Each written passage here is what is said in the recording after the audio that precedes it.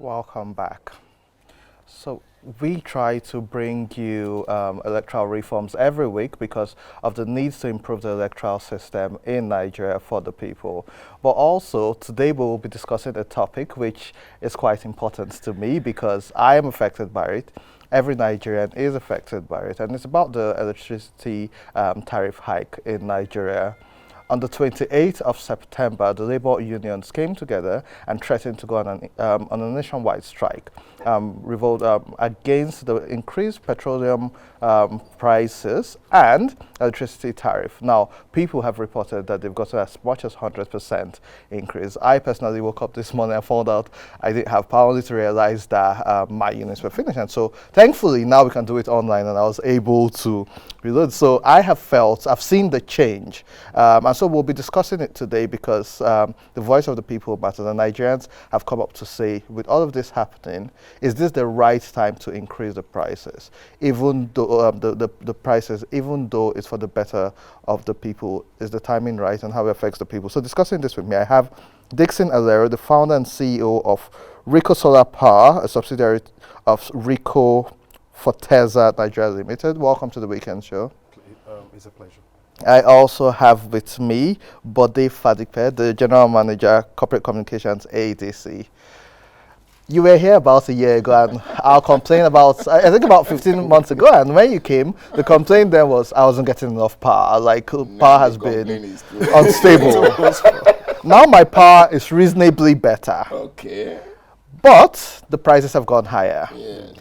My standard of living and my income hasn't increased. But it's being said that because I stay in an area where I get better power supply, I should pay more. So I'll let a Nigerian who is now with ADC to speak first, then I'll come back to you, Mr. Fadipe. But Dickson, what's your take on the increased electricity tariffs in the country right now and how it's being implemented? Personally, I think the increase in electricity prices currently, I think, as has been said in various quarters, I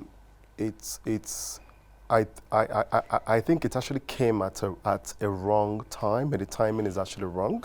A lot of Nigerians at the moment are actually suffering economically and otherwise. Such increase itself, personally speaking, you have people who have wages that haven't actually increased over time, but the discos are justifying it based on certain points that I think are valid, but again, I would reiterate, the federal government can actually do better. The increase is actually wrong, and the timing is also wrong. So, Mr. Fadipe, I'll come to you. And so, like I started saying, on the 28th of September, NLC threatened strike. And so they had a meeting with the federal government, and they agreed to suspend the hike for 2 weeks, where they had to come out with a report. I think on the 12th of October, it was also still extended by another 1 week. And on the 1st of November, I bought electricity, and I got half of what I would have gotten. You've heard him, all right, Mr. Fadipe. What's your response to, one, the increase? Because I remember you saying in the past that there wasn't enough investment in the sector in the past. And so there was the conversation about cost-reflective tariffs and all of that. What's your response to what Nigerians are saying about this electricity tariff hike? Well, thank you so much. He is speaking for Nigerians, and I'm speaking for Nigerians in the disco. Yes. So let's get that balance. Yes, but speaking more firmly now, he is speaking for the customers, and I take it that I'm speaking for my colleagues all over the country who are in the discos. He's raised quite a number of issues, but I like to say that I'm delighted that he has also said that the increase is valid. The problem he has, and which I think quite a number of Nigerians do have, is the timing. And that timing is predicated on the issue of the COVID, essentially, because of what it has done to our purchasing power. But we must not lose sight of the fact that the discos themselves are not operating outside of the business environment of the consumers of power. That's a very valid point that we must also take note.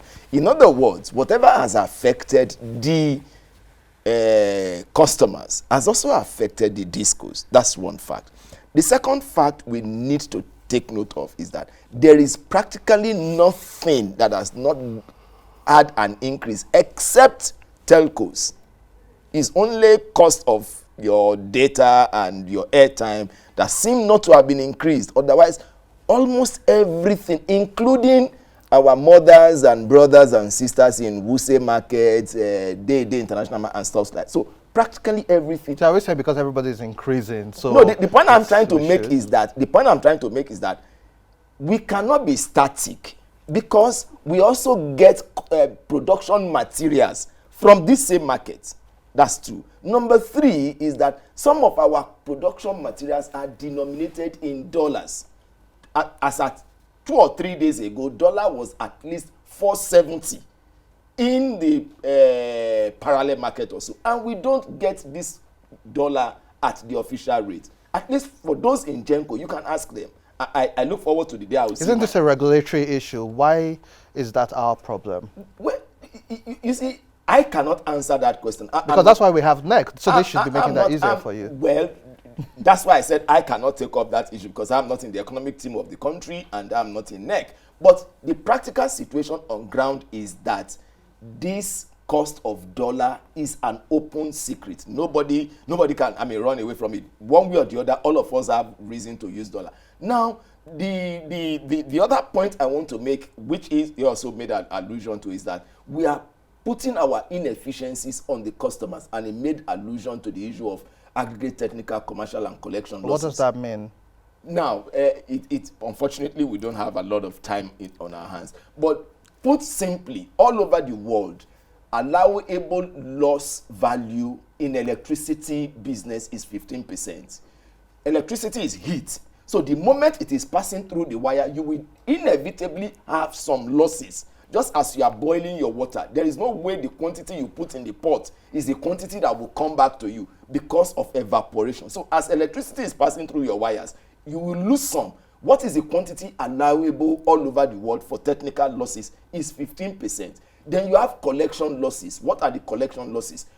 People stealing electricity and stuff like bypass and things like that. And then commercial losses, maybe not putting customers on their right tariff. By the time you aggregate this, by the time you put these three together, you have that word: aggregate, technical, collection, and commercial losses.